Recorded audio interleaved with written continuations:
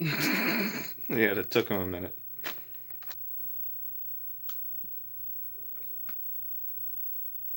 Watch your butt. Hey there, welcome back to ZeitgeistOG, and today we're doing a quick discussion and a slight trailer reaction to Godzilla vs. Kong. It's gonna be great. So let's check this out. Okay, so first off, how did they get Kong onto this ship? Like, did they just gas him like they normally do in the other iterations? We need Kong. I mean, it looks like we got one of the Skarsgårds here. To stop what's coming. Introducing a new little human character. She's the only one to communicate with. Not the biggest fan of the human plot, but it's okay. It's okay. I'm hoping there's going to be a lot more monster action this time around because we got to fit two of these guys in here. I love the angle of Godzilla's fins coming out of the water at the ship, kind of like a shark. Shoot missiles at him all day. I don't think it's going to matter. That tail coming out of water looks reminiscent of Shin Godzilla, another great movie.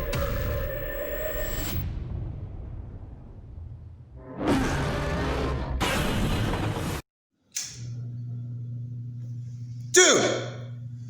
It's Godzilla. I love this. I love how he just, like, slams his body up there and, like, drags himself on board. Seriously, though, how the hell is this thing supporting the both of them? So, Yeah! He just fucking tanks him right off the side of the ship. I love that. I love that shot. Like, he jumps off right as the atomic blast comes up. These are dangerous times. There's something provoking him that we're not seeing here. I'm of the same opinion. They're referencing a war, and they're the last two. My question is, are they referencing the war between, like, the Kongs and the Skullcrawler things? Or was there actually something between Godzilla and Kong way back in ancient times? Who bows to who? Kong bows to no one. I swear to God, jumping from building to building. Woohoo!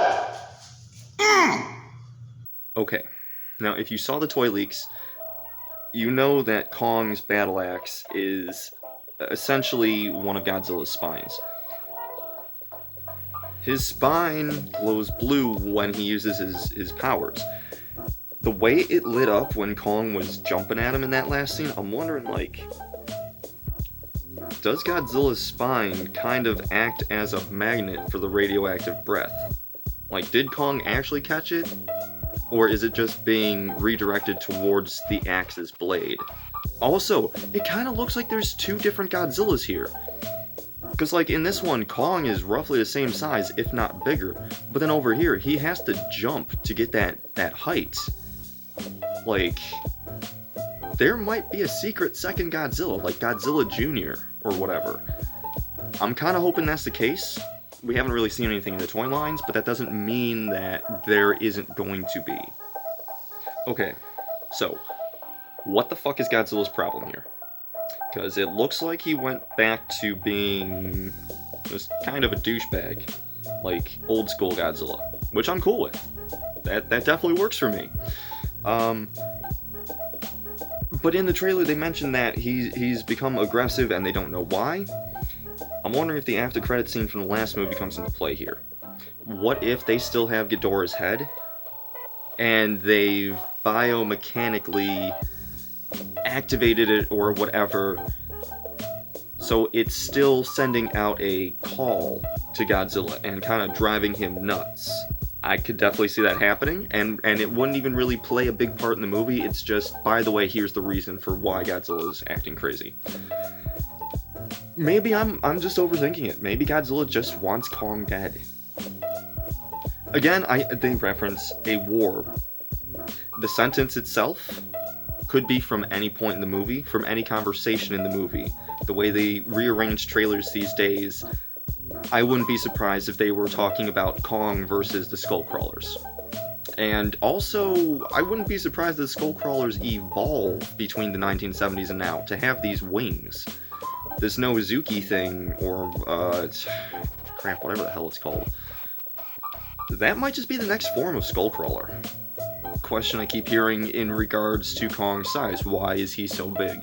Partially, I mean, this has been mentioned in like 1,000 other videos from 1,000 other YouTubers, but like, partially, that's just marketing.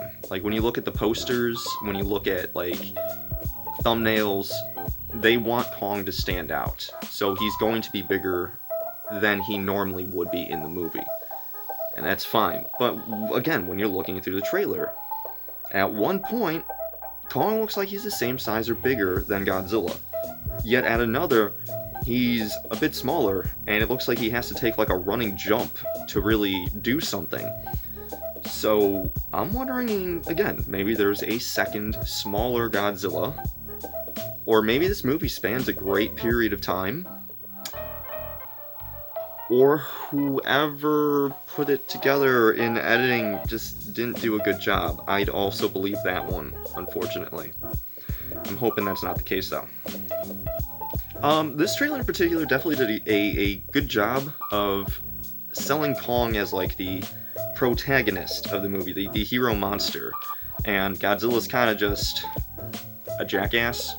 Not necessarily out for blood, but he's definitely like, he's a dick. He's definitely acting like a dick. I like to think that if this pandemic hadn't moved things around and we had time to properly go through the marketing phases like with a normal movie in a normal movie year, this would have been like the first trailer, and then the second trailer would kind of flip the script and have Godzilla look like the protagonist of the story and Kong's the big douchebag.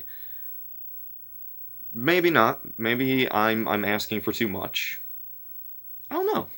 But from a marketing standpoint, that makes sense. And personally, I would like to see that. But yeah, I'm hyped as hell for this, and I will definitely be checking it out as soon as it comes out. I'm sure Fat Man will be right there with me. Holy shit. Quarantine Fat Man approves. We have to see this movie.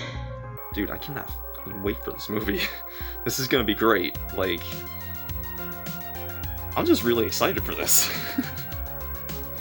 I've been Skeletor, he was Fat Man, and that's Izzy. And we'll catch you later, and there will definitely be more Godzilla stuff on the horizon.